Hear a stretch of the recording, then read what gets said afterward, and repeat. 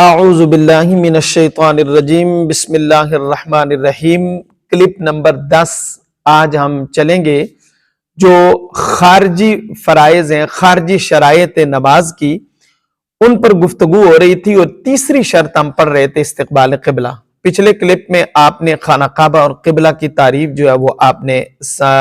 دیکھی بھی ہے اور سنی بھی ہے۔ تو میں آپ کو پچھلے کلپ میں یہ بتا رہا تھا کہ قبلہ ان ہواؤں اور فضاؤں کا نام ہے، اور خانہ کعبہ کی طرف منہ بطور سمبل، بطور نشان کے کہا جاتا ہے کہ ہمارا منہ جو ہے وہ خانہ کعبہ کی طرف، کیونکہ اگر کسی نے بلند پہاڑ پر چڑھ کر یا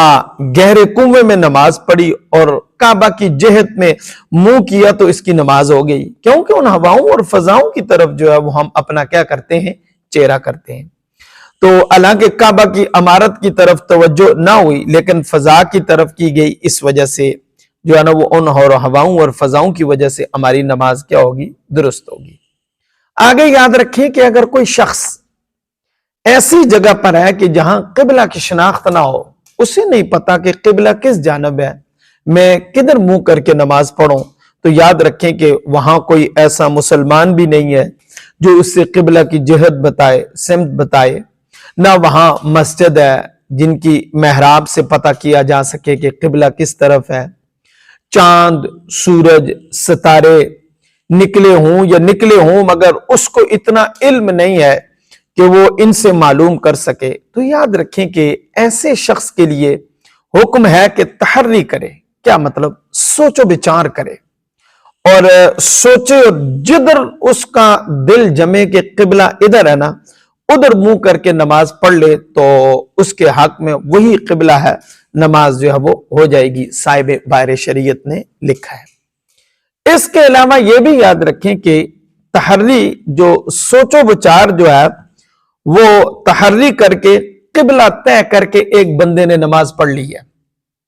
اور نماز پڑھنے کے بعد معلوم ہوا کہ قبلہ کی طرف نماز نہیں پڑھی تھی، تو اب دوبارہ پڑھنے کی حاجت نہیں ہے۔ کیوں؟ نماز ہو گئی ہے۔ تنویر الابصار و فتاوی رضویہ کے حوالے سے اس کی نماز ہو گئی ہے۔ ہاں، ایک بات یہ یاد رکھیں آپ ناظرین، اگر وہاں کوئی قبلہ کی جہت جاننے والا تھا، بتانے والا تھا، یا کوئی کلو تھے، اشارات تھے جس سے اسے معلوم ہو سکتا تھا کہ قبلہ کی سمت جو ہے وہ کہاں ہے، تو اس نے دریافت نہیں کیا اور خود سے غور کر کے، اس نے کسی سے پوچھا نہیں، معلومات نہیں لی، خود سے غور کر کے جو ہے وہ اس نے اپنا منہ جو ہے نا وہ یہ اس نے سمجھا کہ یہ قبلہ ہے اور اس کی طرف اس نے منہ کر کے نماز پڑھ لی، تو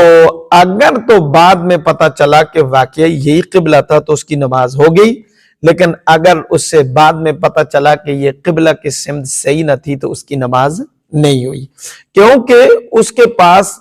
چیزیں تھیں، ان سے معلوم کر سکتا تھا تو اس نے جان بوجھ کر معلوم نہیں کیا، اس وجہ سے اگر قبلہ کی جہت کی طرف اس کا منہ نہیں تھا تو اس کی نماز جو ہے وہ نہیں ہوگی۔ یہ بھی یاد رکھیں کہ اگر نمازی نے، کوئی نماز پڑھ رہا تھا، اگر نمازی نے قبلہ سے بلا عذر، کوئی ریزن، کوئی وجہ نہیں تھی، قصداً جان بوجھ کر اس نے سینہ پھیر دیا، اگرچہ فوراً وہ واپس قبلہ کی طرف ہو گیا ہے، اس کی نماز جو ہے وہ کیا ہو جائے گی، ٹوٹ جائے گی، کیونکہ اس نے جان بوجھ کر ایسا کیا۔ اگر اس نے بلا قصد کیا، یعنی جان بوجھ کر اس نے یہ حرکت نہیں کی،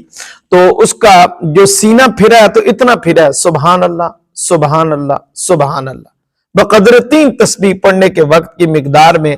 اگر اس کا سینہ جو ہے وہ قبلہ سے پھرا ہوا رہا تو بھی اس کی نماز کیا ہو گئی، فاسد ہو جائے گی۔ ہاں، اتنا ہے کہ اگر نمازی نے قبلہ سے سینہ نہیں پھیرا بلکہ صرف چہرے کو جو ہے وہ اس نے پھیرا ہے، تو اس پر واجب ہے کہ جو چہرہ اس نے سمت سے پھیرا ہے وہ فوراً اپنا چہرہ جو ہے وہ قبلہ کی طرف واپس کر لے، یہ اس کے لیے کیا ہے، واجب ہے۔ اس صورت میں اس کی نماز جو ہے وہ فاسد نہیں ہوگی بلکہ نماز ہو جائے گی، لیکن یہ بھی یاد رکھیں کہ بلا عذر ایسا کرنا جو ہے وہ مکروہ ہے۔ تو یہ تھا ہمارا کلپ نمبر 10 تھا، جس میں